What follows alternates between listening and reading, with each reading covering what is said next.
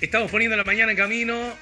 Nos acompaña la música de 4 pesos de propina que estarán mañana, pasado y agregaron el domingo en la sala del museo. Bueno, es que claro, los aforos hacen que los espacios inicialmente previstos puedan vender menos entradas. Eso es cierto. Pero también es cierto que se junta un acumule de ganas del artista por presentarse, del público por ver al artista. Y yo diría, para nada menor, y si me apurás, tan importante como cualquiera de estas dos cosas, de la gente de encontrarse con gente, de empezar a ver gente, ¿no? Así que esto puede explicar que, por ejemplo, además de la calidad propia de 4 pesos de propina, ya haya reprogramado 3 conciertos. Inicialmente el 30, que había tenido una fecha anterior, ya ni me acuerdo cuál, y que debió postergarse, pasó el 30, se sumó 31 y ahora 1 de agosto. Señores, vamos a recibir una vez más, los jueves tenemos en general columna de análisis político. Suele ocurrir que cada jueves tenemos una peculiaridad de ese análisis político, pero este está acompañado de un acontecimiento que diría que en buena medida desde que arrancó siempre nos ha acompañado aquí en la mañana en camino y tiene que ver con los diversos congresos que ha organizado la UCIP, la Asociación Uruguaya de Ciencia Política, ¿verdad? Y en este contexto pandémico, se viene el sexto, la semana que viene, séptimo Congreso Uruguayo de Ciencia Política bajo la consigna de la ciencia política frente al nuevo escenario global, repensando los márgenes de la democracia. Ya vamos a hablar justamente del corazón de esta consigna de, que convoca a cientistas del Uruguay y de otros lugares, pero antes vamos a recibir a justamente quien está al frente de la UCIP, es el doctor en ciencia política, investigador y docente, y nosotros tenemos la fortuna que nos acompañe de vez en cuando, no su ánimo, a veces su agenda no lo permite, pero como aprendimos a jugar al fútbol haciendo de stopper, lo marcamos de cerca y cuando tiene el hueco libre, logramos que nos ayude a poner la mañana en camino. Diego Luján con nosotros. Buen día, bienvenido, Diego. Buen día, Alejandro. Muchas gracias por la invitación. Un gusto estar de vuelta contigo y con la audiencia. Gracias a vos, al revés, gracias a vos por aceptarla. Yo sé que para vos es llover sobre mojado, más te agarra en un momento de mucho, me imagino, surcir fino, porque hay que resolver muchas cosas. El Congreso arranca la semana que viene, pero antes, dos preguntas que me parece que pueden ser buenas para el público. Primero, ¿de qué hablamos cuando hablamos de la UCIP? Y segundo, che, muchachos, ¿qué necesidad de estar organizando congresos? Bueno, a ver, sobre la UCIP, antes que nada, la Asociación Uruguaya de Ciencia Política tiene ya varios años y varias generaciones de politólogos y politólogas que han pasado por distintas instancias de responsabilidad en la presidencia, en las comisiones directivas, comisiones fiscales, como toda asociación profesional y disciplinar, ¿no? Que en definitiva es lo que es la Asociación Uruguaya de Ciencia Política. Yo en realidad estoy ejerciendo la presidencia de AUSIP desde el año pasado y entonces hay una continuidad. Y bueno, la Asociación Uruguaya de Ciencia Política básicamente es eso, ¿no? Es la reunión de los politólogos y las politólogas en torno de la disciplina para tratar de expandir los márgenes de la disciplina, para tratar de también ejercer la profesión, digamos, con una perspectiva colectiva y tratar entre otras cosas, hacer este tipo de iniciativas, ¿no? Como implica el Congreso Uruguayo de Ciencia Política, que como tú bien decías, va a tener a partir de la semana que viene la séptima edición, es decir, ha tenido una gran continuidad muy destacable a través del tiempo, y en una séptima edición, en condiciones bastante particulares, que luego en todo caso podremos profundizar, pero la idea más allá de la modalidad sigue siendo la misma de siempre, ¿no? Reunir a los cultores de la disciplina, de la ciencia política, la disciplina que tanto queremos, alrededor de ciertos ejes temáticos, de ciertas preguntas, de ciertas consignas, que son apenas disparadores, porque en realidad Claro. la ciencia política como disciplina científica, académica, profesional, está madura lo suficiente como para tener sus propias líneas de investigación, sus propias preocupaciones sustantivas. Así que la convocatoria y la consigna es más, si se quiere, una excusa para ponerle un título, un rótulo al Congreso que en realidad una preocupación única, ¿no? La ciencia política es muy diversa, eh, digamos, y es muy plural, y en ese sentido hay preocupaciones que van desde lo teórico, normativo, filosófico, ¿sí? La filosofía política, hasta cuestiones mucho más específicas, concretas y aterrizadas en el mundo real, que tienen que ver a lo mejor con la evaluación de las políticas públicas, con proyectos de investigación que tratan de estudiar cuestiones como hiperespecíficas. Entonces, en todo ese enorme margen se mueve así la disciplina tratando de hacer su trabajo. Y en ese contexto, y me parece que la última pregunta que hago a propósito del instrumento Congreso en sí mismo para pasar al eje temático que los nuclea en esta séptima edición. Por ejemplo, cuando uno tiene ganas desde la ciencia política y desde un colectivo que los agrupa de abordar distintos temas, asuntos sobre los cuales tienen dudas o relativas certezas y se necesita que se investigue un poco más y con miradas de otros y de otras, de otros y de otras formaciones distintas, incluso latitudes distintas, etcétera, etcétera, etcétera. Eso no se puede hacer, digamos, generando instancias que no necesariamente tengan el formato de congreso. Pienso, ¿no? Las propias revistas que la ciencia política elabora, también no incluyen. ¿Por qué los congresos serían como un escenario, una atalaya, una herramienta que permita que cosas distintas a las otras herramientas? Bueno, a ver, hay muchas posibles respuestas a eso, dos o tres nomás. Bueno, Primero, la actividad de los politólogos no se reduce simplemente no simplemente como si fuera una tarea fácil, pero digo, no únicamente se reduce a la investigación, a la producción de conocimiento, ¿sí? Desde luego, esa es una de las principales tareas, si se quiere, para quienes nos dedicamos a la actividad académica, que no somos todos los politólogos y las politólogas, por cierto. Pero entonces, hay un asunto que está vinculado a la producción de conocimiento, pero luego el conocimiento tiene que permear, ¿no? Es decir, es necesario, por un lado, la divulgación del conocimiento y por otro lado, la validación de ese conocimiento. Y la validación del conocimiento científico es una validación de carácter colectivo, ¿no? Allí es donde el conocimiento científico es válido como tal, quiere decir que ha pasado por al menos el escrutinio de los pares, ¿no? claro. Que puede tener distintas formas, no puede ser una evaluación pura y dura, objetiva, una evaluación de un artículo. Por ejemplo, los artículos que se publican en revistas académicas habitualmente son arbitrados por pares. ¿Sí? Quiere decir, hay dos, tres colegas que leen ese artículo y lo validan, o no, ¿no? O lo rechazan, o le piden cambios, etc. Entonces, quiero decir, los congresos son instancias colectivas en donde se pone, por un lado, el conocimiento a juicio de los colegas y de la comunidad académica y profesional, y por otro lado también es una forma de llegar, de que el conocimiento que se genera en la ciencia política pueda fluir de manera más o menos armoniosa al resto de la comunidad y a un montón de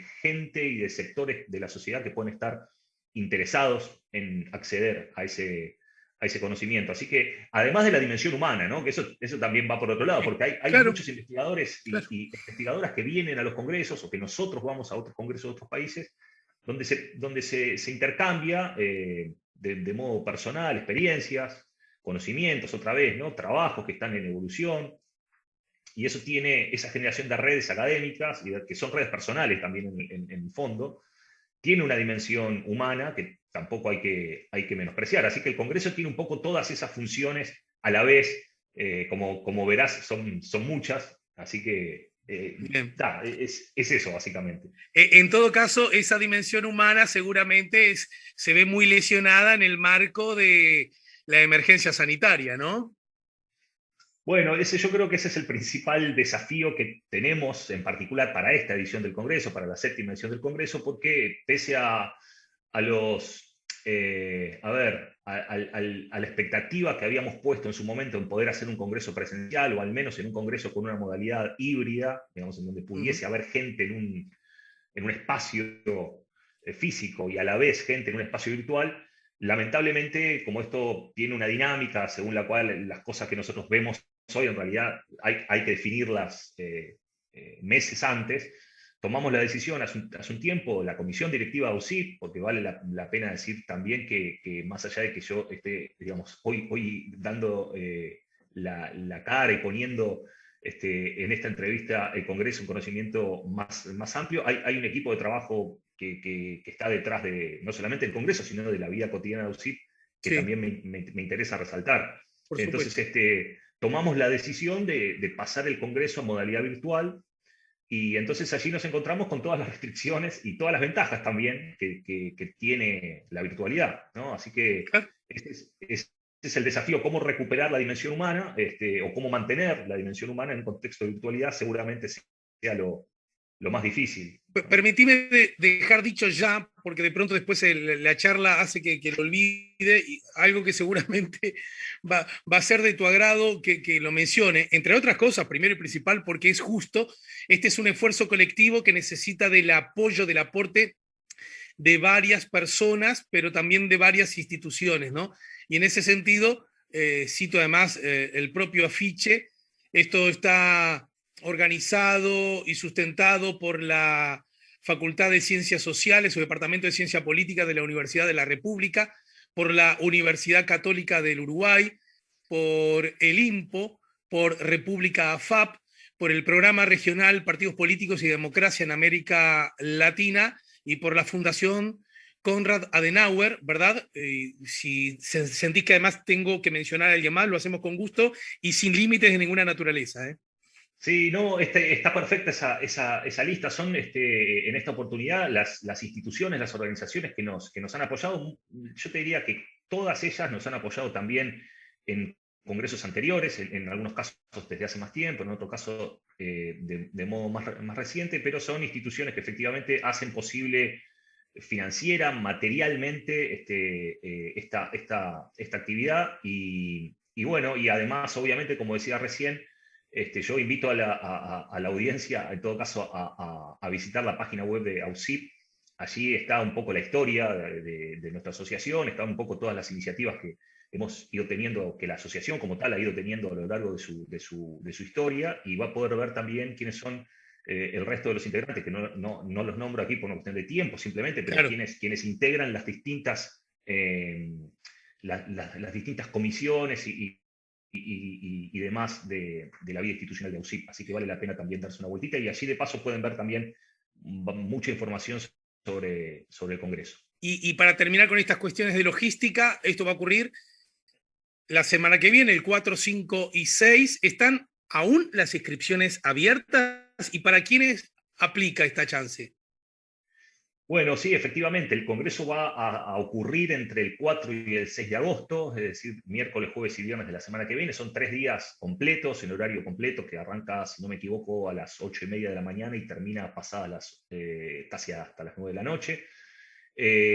Las inscripciones todavía están abiertas para aquellos que quieran asistir como público, porque obviamente el Congreso tiene una etapa que ya está cerrada desde hace tiempo, que es la convocatoria a los politólogos y a las politólogas para presentar trabajos que también son evaluados, que también son asignados a ejes temáticos distintos en función de la temática de cada trabajo, y se arman los paneles, las mesas redondas, se arman, digamos, las actividades puntuales.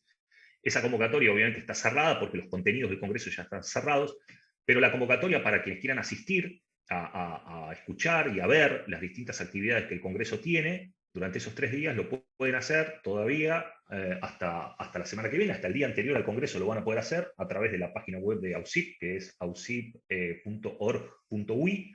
Allí van a poder ver, en fin, los requisitos y las condiciones para poder acceder a esta actividad. Vale la pena destacar también, Alejandro, que ¿Sí? hay algunas actividades del Congreso que van a ser abiertas, en el sentido de que no van a requerir matricularse en el Congreso y por lo tanto pagar la inscripción, y se van a poder seguir a través del canal de YouTube de la asociación, que va a estar abriendo fundamentalmente las conferencias centrales de los conferencistas invitados, y probablemente alguna otra actividad que todavía en este momento no recuerdo, pero que seguramente se podrán abrir también. Y te mato o te pongo en demasiado norce y si te pregunto alguna de las personas invitadas que han logrado participen de esta instancia. No, no, al contrario, vale la pena destacarlo. Mira, nosotros tenemos como son 3 días y tenemos una conferencia central por día, tenemos 3 conferencistas, que son en primer lugar Jennifer Sear, que es una politóloga de origen norteamericano, pero que está recientemente instalada en la Universidad Torcuato Di Itela de Buenos Aires. Ella es especialista en partidos políticos, ha publicado también sobre metodología de la investigación, así que ella va a estar a cargo de la primera conferencia del Congreso. Luego tenemos a un académico también muy prestigioso, lo son los tres, que se llama Daniele Caramani, está en el Instituto Universitario Europeo de Florencia y en la Universidad de Zúrich, es un súper especialista en asuntos originalmente de sistemas de partidos y la integración territorial de los sistemas de partidos, sobre todo en Europa. Más recientemente ha trabajado sobre lo que él llama la europeinización de los sistemas de partidos europeos, es decir, cómo se formó un sistema de partidos europeo, más allá de los sistemas de partidos nacionales. Y recientemente ha estado trabajando mucho sobre tecnocracia y democracia, es decir, los desafíos de la tecnocracia a la democracia representativa, tal como la conocemos, y va a estar dando una conferencia sobre ese tópico. Y finalmente, el día viernes, vamos a tener la conferencia de Gary Wertz. Gary Wertz es un politólogo norteamericano también que reside en la Universidad de Notre Dame. Es especialista y ha escrito mucho y muy bueno sobre relaciones internacionales, el asunto los conflictos entre países que eventualmente han llegado a enfrentamientos armados entre países. Y a la vez también es un autor súper especialista en metodología de la investigación cualitativa, sobre todo, y lo que los politólogos llamamos diseños mixtos de investigación, que es una cuestión un poco técnica, pero que está muy en auge desde hace ya algunos años en nuestra disciplina y otras disciplinas de las ciencias sociales, y va a estar ofreciendo una conferencia también sobre estos asuntos. Así que ese es como el panorama de los conferencistas. Luego yo invito a que recorran el programa del Congreso, porque a lo largo de esos 3 días hay decenas y decenas de actividades, presentaciones de libros, mesas redondas, paneles de discusión, que tienen un montón de gente interesante, más allá de estos 3 que se destacan, en el sentido de que son los encargados de las conferencias centrales. Hagamos esto, querido Diego. Vamos a una brevísima pausa y al regreso hablamos de política, ¿te parece? Tomando Dale. como excusa justamente el eje, la consigna que nos propone el Congreso de la UCIP, repensando los márgenes de la democracia, ¿verdad? ¿De qué hablamos cuando hablamos de democracia y de qué hablamos cuando hablamos de esos márgenes? ¿Y de qué estamos hablando cuando formulamos el repensar? ¿Lo conversamos luego de la pausa? Con mucho gusto. Estamos conversando con Diego Luján, estamos conversando con el presidente de AUCIP, el doctor en ciencia política, investigador y docente en el marco del Congreso Uruguayo de Ciencia Política. Estamos poniendo la mañana en camino, son las 10:09 en todo el país. Estamos conversando con Diego Luján, el doctor en ciencia política, investigador y docente en el marco del Congreso Uruguayo de Ciencia Política, que arrancará aquí en Montevideo en formato virtual, ¿verdad? Para todo el país, para todo el planeta, nunca mejor dicho. La ciencia política frente al nuevo escenario global, repensando los márgenes de la democracia. Y sabés, Diego querido, que hace días, en el arranque de esta semana, conversamos con tu colega y nuestra amiga también, y columnista, tenemos también ese gusto, ese honor, Verónica Pérez, a propósito de los problemas de la inclusión de las mujeres en la política uruguaya, ¿no? Y en ese contexto, yo recuerdo que ella señalaba como incluso un atributo que tiene Uruguay, que puede lucir con cierta objetividad ante países de la región y del mundo, como cierta solidez en su funcionamiento, y hablaba de la tercera ola de la democratización, como consolidación después de nuestra dictadura militar, de ciertos procesos democráticos que, sin rajarse, sin sacar demasiado pecho, podríamos decir que son motivos de relativo orgullo. Hasta aquí vamos bien, ¿no? Sí, claro, estoy completamente de acuerdo con mi amiga y colega Verónica. Sabés que en ese contexto, claro, dicen los antropólogos que uno es más hijo de su tiempo que de sus padres. Como yo soy hijo de la salida de la dictadura, ¿verdad? Y yo pensé, y siempre lo planteo en estos términos, yo pensé que una vez recuperada la democracia en Uruguay, en la región, y aún advirtiendo que podías tener gobiernos un poco más liberales, un poco más conservadores, más de izquierda, más de derecha, transitando las lógicas de la discusión política, algo así como, digamos, la democracia, la profundización de las democracias, de la república, había sido tal el espanto, nos habíamos quemado tanto con leche todos, ¿verdad? Y además, para no hacerme el chancho rengo, las grandes potencias universales ya dispuestas a recorrer otro camino, en nuestro continente, en particular hablo de los Estados Unidos, ya dejó de ver con buenos ojos, se suponía, los cortes institucionales que auspició, promovió, por lo menos hizo la vista gorda. Bueno, habrá democracia de aquí en más para siempre y la discusión será otra.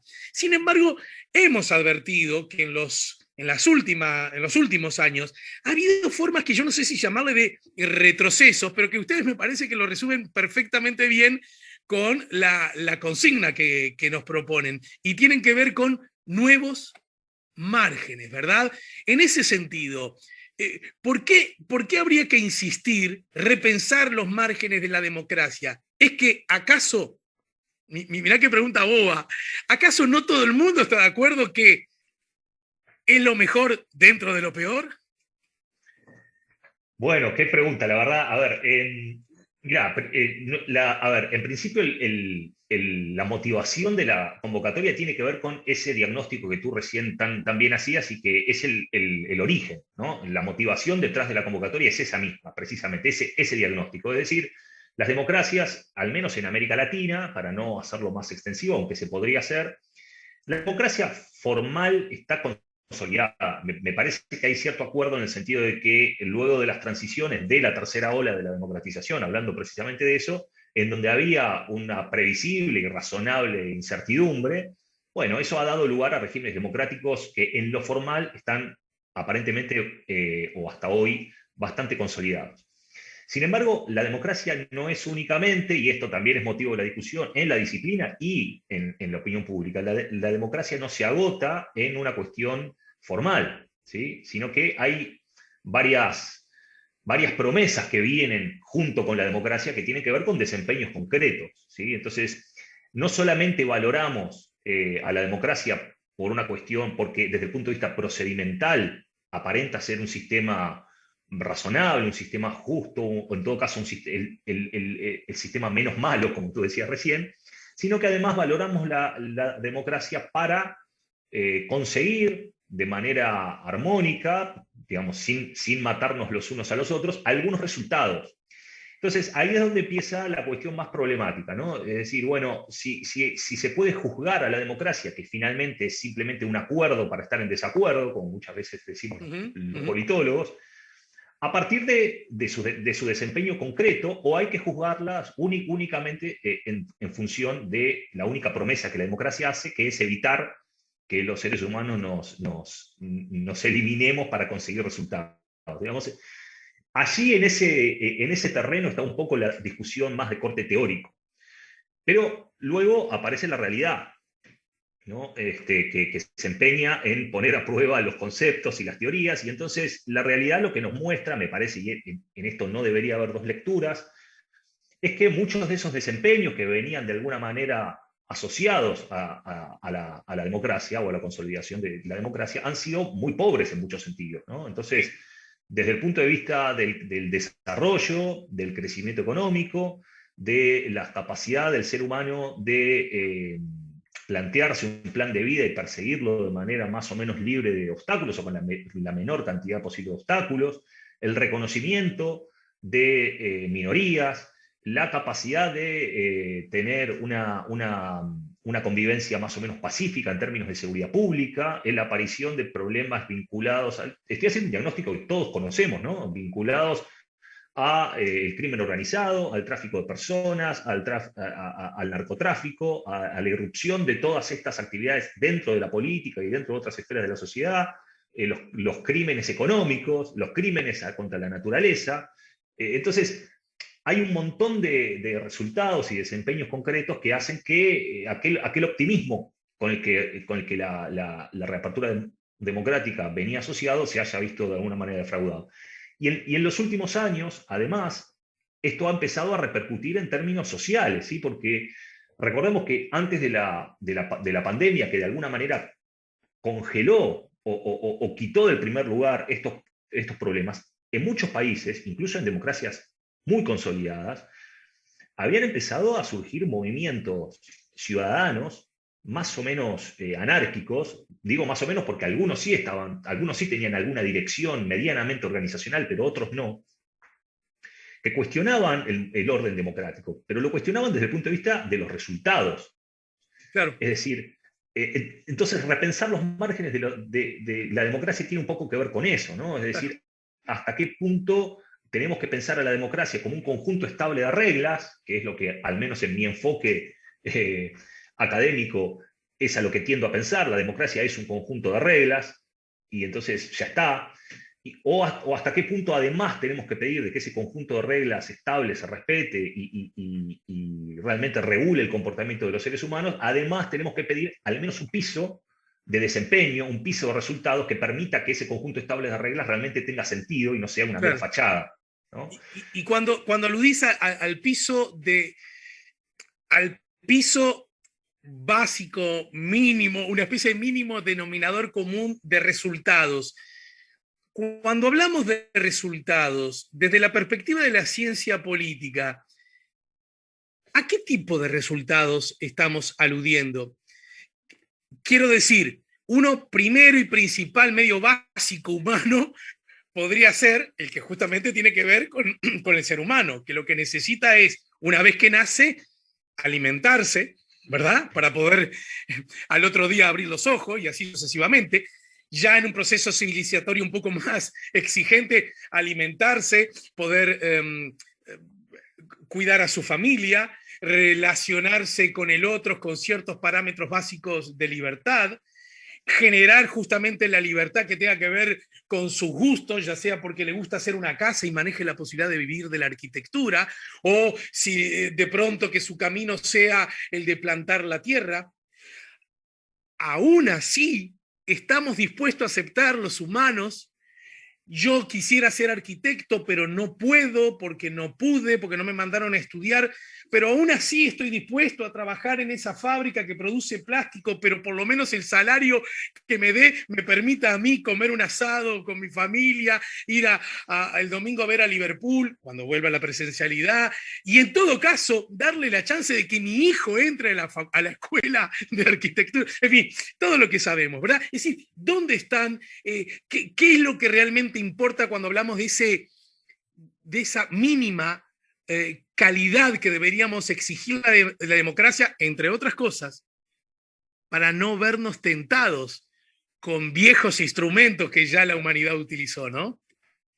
Claro, tal cual. Yo creo que ese es el desafío. Yo no tengo una respuesta cuantitativa de decirte, bueno, pongamos la vara aquí. Lo que sí parece claro es que las sociedades están reclamando de manera a lo mejor un poco imperfecta y como siempre, esto de manera un poco anárquica, como decía hace un rato, pero me parece que lo que está expresando esta ola de protestas que se había iniciado y que de alguna manera quedó por el momento quizás trunca o reducida en su intensidad por motivos de la pandemia y la emergencia sanitaria, es que las sociedades de alguna manera o algunas sociedades están requiriendo algún tipo de piso básico, sin a lo mejor entrar en consideraciones acerca específica de cuáles cuestiones están estrictamente vinculadas a eso, ¿no? Es decir, bueno, ¿qué sería educación?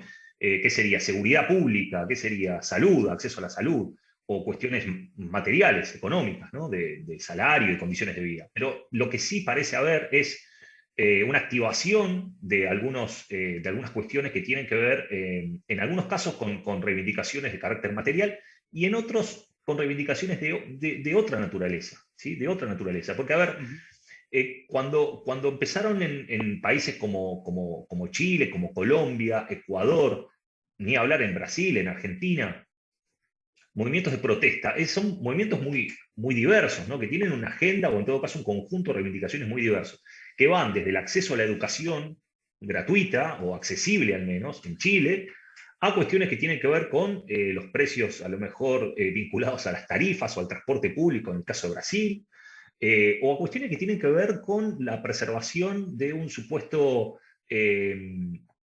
de un supuesto equilibrio institucional republicano, como en el caso de algunas protestas recientes en Argentina, ¿sí? Que tienen más un componente valorativo que un componente de reivindicación material, pero en Argentina a la vez conviven otras reivindicaciones que sí son claramente materiales, como las del mundo de las organizaciones sociales, de las organizaciones que en Argentina se llaman piqueteros, ¿sí? O movimientos de esa naturaleza, pero a la vez hay protestas, como decía, de a lo mejor de sectores más acomodados de la sociedad que protestan por la calidad, por la supuesta rebaja de la calidad institucional, ¿sí? Tratando de preservar la república en sus propias palabras. Entonces, lo que hay es un diverso estado de insatisfacción con los resultados de la democracia. Y eso obviamente pone tensión a los gobiernos democráticos porque es difícil atender reclamos tan diversos y además en muchos casos los gobiernos son gobiernos débiles, ¿sí? O son gobiernos que en todo caso no tienen el, a ver, la magnitud legislativa o la magnitud de peso político suficiente como para poder llevar a cabo reformas de una magnitud como las que requerirían. Lo que está pasando en Chile, por ejemplo, es una especie de experimento. Se está allí, sí, profundizando el cambio político o el proceso de profundización del cambio político, me parece de una entidad que hasta ahora Chile no había mostrado desde la redemocratización, ¿sí? Claro. Entonces, la democracia se está enfrentando a este tipo de desafíos, a este tipo de límites, y por eso repensar los márgenes de la democracia, en definitiva, quiere decir reflexionar colectivamente como disciplina acerca de estas tensiones y eventuales retrocesos que se están dando en el continente en términos de democracia y la calidad de la democracia. Acá sobre la mesa, cuando planteas estas cosas, necesariamente tenemos que dialogar con otras que incluso en el propio enunciado de la convocatoria del Congreso ustedes aluden explícitamente, y tiene que ver con algo que a mí me interesa mucho si pudieras desarrollar, y cito textual. En años recientes, países que habían logrado avanzar en la construcción de instituciones y prácticas democráticas han visto retroceder esos avances, en algunos casos revirtiendo casi completamente el desarrollo democrático alcanzado. Acá yo haría un paréntesis casi como paréntesis pregunta para ver si tenés un minuto, y pienso, por ejemplo, en el fenómeno que nos tocó vivir hace poco tiempo, que yo lo quiero decir para no sacar la pata del lazo, viví con mucho entusiasmo, casi un entusiasmo, me lo pregunto, dogmático, fundamentalista, civilizatorio soberbio, por ejemplo, con la famosa primavera árabe. ¿Estamos de acuerdo, Diego? Yo decía, bueno que países que nunca habían desarrollado la posibilidad de generar prácticas democráticas puedan por fin ahora hacerlo, y cómo no vivirlo de la perspectiva internacional, bla, bla, bla. Yo lo decía, como una muy buena noticia. Sin embargo, cuando uno mira esas circunstancias, yo no digo que aquello no haya servido para nada, ni siquiera manejo tanta información al respecto, pero me da la sensación que de pronto ciertos problemas que se exhibían no solo no han desaparecido, sino que o bien se han agravados o bien vienen acompañados de nuevos otros problemas. Y es a uno cuando dice, che, pero ¿no se nos habrá pasado la mano en el entusiasmo? Esa es una. Y por otro lado, Diego, avisalo, gente del Congreso, que llegás tarde porque te va a llevar tiempo responderla. Y por otro lado, la otra, en otros casos, ustedes lo dicen, democracias consolidadas han visto la emergencia de liderazgos y discursos políticos antidemocráticos, y han crecido las reivindicaciones nacionalistas y las prácticas autoritarias. Pero acá es donde de alguna manera se recibís como una patada al hígado, porque se supone que esas potencias teóricamente hiper recontra consolidadas en cuanto al valor de la democracia, que la llevó no siempre de buena manera a exportarla a otras naciones, resulta que parecen estar dando pasos atrás, reivindicando además viejas fórmulas de autoritarismos y nacionalismos que ya la humanidad vivió, porque acá no hay ninguna novedad. No resultan esperanzadoras esas dos máximas, esos dos escenarios, ¿no? Bueno, no, es que realmente es difícil tener esperanza en ese contexto. A ver, nosotros más que nada, esto es una cuestión, es un disparador, ¿no? Como te decía hace un rato, la convocatoria es un disparador que por supuesto se origina en un diagnóstico y en cierta medida creo que estos dos escenarios que tú planteás, es decir, el retroceso en algunos de los avances democráticos que han tenido lugar en algunos países, y a su vez la irrupción de prácticas que, por cierto, como tú decís, no tienen nada de novedosas, pero que irrumpen de alguna manera recientemente en democracias ahora sí consolidadas definitivamente, o al menos es lo que creíamos, son dos escenarios bueno, desafían a la democracia, ¿sí? Y entonces a mí me parece que no solo la primavera árabe, hay algunos países Solo puse un que, ejemplo que me pareció que fue como no, por global, supuesto, ¿no? por supuesto, ¿no? Y lo comparto plenamente, pero digo, no solamente se reduce a ese ámbito geográfico, histórico, ¿no? Sino que en muchos casos las transiciones hacia la democracia, que en nuestra región eh, datan de aproximadamente 30 años, con sus variaciones de país a país, han tenido también retrocesos importantes, ¿sí? Porque pensemos lo que pasó en Paraguay hace algunos años con el presidente Lugo, pensemos lo Claro. que pasó en Honduras con el presidente Zelaya, pensemos lo que pasó muy recientemente en Bolivia con Evo Morales, pensemos lo que pasó hace algunos años más, pero pocos, en Brasil con el caso de Dilma Rousseff. Entonces, digamos, esta, esta, esta, esta constatación de gobiernos democráticos que no llegan hasta el final de su mandato y que de alguna manera, sin entrar en la discusión más de corte semántico de si se trata o no de un golpe de Estado, claramente es una discontinuidad institucional, vamos a ponerle esa etiqueta para que la podamos aceptar todas y poder seguir de largo, porque si no nos Y empantanamos no en una perder discusión tiempo, sí. semántica. Están mostrando que de alguna manera una de las características básicas de la democracia, que tiene que ver con que los gobiernos los elencos de gobierno se reproducen y se reemplazan de manera cíclica y no de manera azarosa, ¿sí? Yo qué sé, un presidente en Uruguay dura 5 años, un gobierno dura 5 años, una legislatura, ¿sí? Y los elencos de gobierno cambian conforme al mandato popular, no cambian por otros motivos. Y Ujú. cuando vemos que hay una sucesión de gobiernos democráticos que son reemplazados de manera irregular, por decirlo menos, tenemos que aceptar que hay efectivamente algunos retrocesos en nuestra propia región. Y a su vez, en democracias consolidadas vemos que son de alguna manera permeables, porque hay que decir, Bolsonaro, Donald Trump, son experiencias que han surgido desde la democracia, nadie piensa o bueno, quizás alguien lo piense, pero no es mi caso. Quiere decir que la democracia ha sido permeable a estos discursos basados muchas veces en el odio, muchas veces en reacciones nacionalistas, autoritarias que efectivamente habíamos atravesado en otros periodos históricos.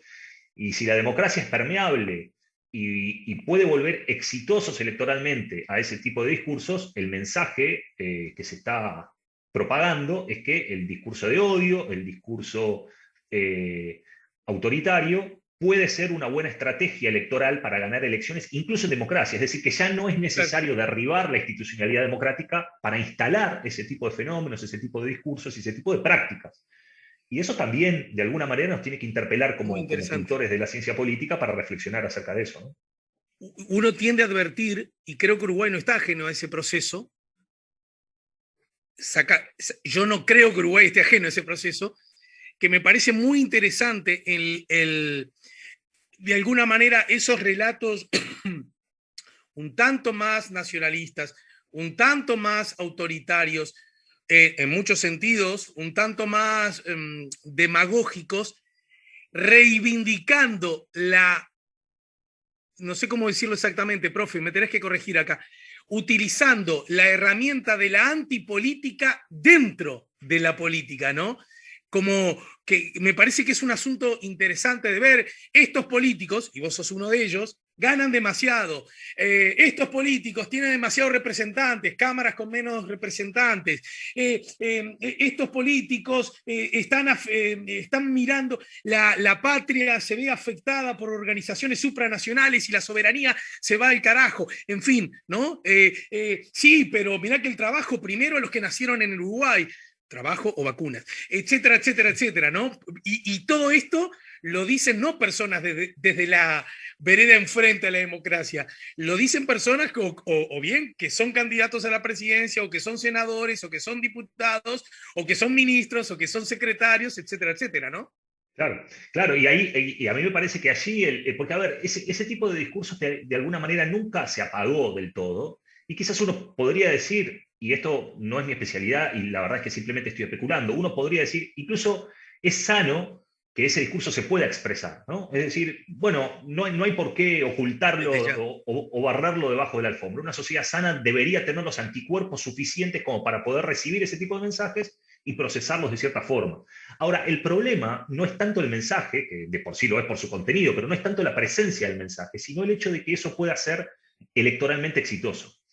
A mí me parece que allí es donde hay un umbral que ya sí pasa a ser peligroso, porque habitualmente este tipo de discursos eh, no permean en una sociedad democrática que tenga acceso a resultados, y ahora volvemos otra vez al mismo tema, ¿no? Cuando los resultados de una democracia son relativamente buenos, es decir, que la gente tiene cubiertas ciertas cosas que considera que debe tener cubiertas, ese tipo de mensajes no tienen una llegada que les permita ser electoralmente exitosos. Entonces, partidos extremistas hubo siempre, probablemente lo siga habiendo, pero en general eran partidos muy marginales, no tenían un peso político y eran más un canal de expresión que otra cosa. Lo que hemos estado viendo recientemente, y aquí hay muchos estudios y muchos de ellos van a tener lugar en el Congreso, por ejemplo, hemos ido viendo que el extremismo y los discursos de este tipo no ya solamente existen y se reproducen, sino que son electoralmente exitosos o pueden ser electoralmente exitosos. Y eso es un problema. ¿Por qué? Porque está enviando una señal a las élites políticas, a las élites económicas, acerca de cómo accionar para ganar elecciones. Y entonces lo que podemos estar viendo es una inflación de ese discurso que no está dada por cuestiones sustantivas, sino por cuestiones estratégicas, ¿sí? Es decir, gente Bien. que vocifera el odio, no tanto porque lo sienta, o quizás porque además de que lo sienta, la reditúa en términos político-electorales. Y Siente que ese paga. es un asunto delicado, claro. Claro.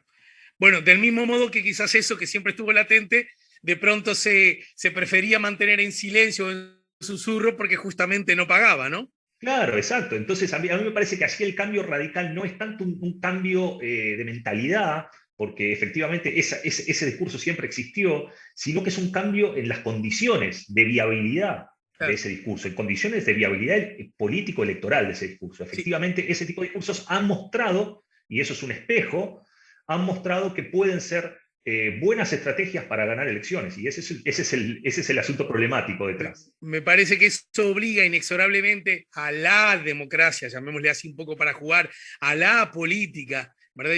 Llamémosle así para jugar, a que haga planteos de carácter mucho más que de víctima, de autocrítica, ¿no? De qué es lo que no ha hecho suficientemente bien como para que eso gane votos, por decirlo en forma grosera. Claro, claro, y eso te obliga otra vez, entonces, precisamente ese examen autocrítico de la política, en el cual la ciencia política creo que tiene cosas para aportar, te va a obligar necesariamente a mirar de vuelta los resultados, a mirar de vuelta los desempeños. Porque posiblemente, y esto otra vez es solo una especulación, y hay muchos estudios, por suerte, más rigurosos que mi especulación, que estudian ese tipo de asuntos, muestran que el caldo de cultivo, y esto no es nada nuevo, porque ya lo sabemos desde los populismos y los autoritarismos y los ismos de otras épocas, el caldo de cultivo para la cosecha electoral de ese tipo de discurso está dado por una cuestión muchas veces estructural, que tiene que ver con pobreza, con marginalidad, con exclusión social, con desigualdad, y entonces otra vez, hacer un examen de, che, ¿por qué ahora la política está viabilizando este tipo de discursos y los está de alguna manera premiando en algunos países? Y bueno, quizás eso te obligue otra vez a repensar a qué desempeños concretos han llegado efectivamente muchas democracias en muchos países. ¿Sí? Diego, te agradezco mucho. Déjame en el final recordar otra vez que bueno, el Congreso arranca la semana que viene, miércoles, jueves y viernes, que hay posibilidad para los interesados. Pero no me quedó del todo claro, un ciudadano interesado en estos temas, que no tenga formación específica, ¿podría inscribirse o se le requiere cierta escolaridad? No, no, no. Para inscribirse como asistente al Congreso no hay restricciones, no hay Bien. requisitos, así que esto está abierto al público.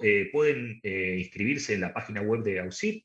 Hay una inscripción para pagar y simplemente llenan un formulario, pagan la inscripción y van a poder tener acceso a todo el contenido y a todas las actividades que van a darse en el marco del Congreso. Bueno, y además la mañana de camino, la semana que viene, justamente en este contexto, bueno, nos vamos a comprometer a dar cuenta de las distintas actividades, las distintas charlas y, ¿por qué no?, contar con algunos de los partícipes del Congreso, nacionales o internacionales, para seguir entre todos, para seguir repensando los márgenes de la democracia también a través de un medio de comunicación, ¿sí? Gracias otra vez, Bárbaro. Che. Gracias a vos, Alejandro, y a toda la audiencia un saludo.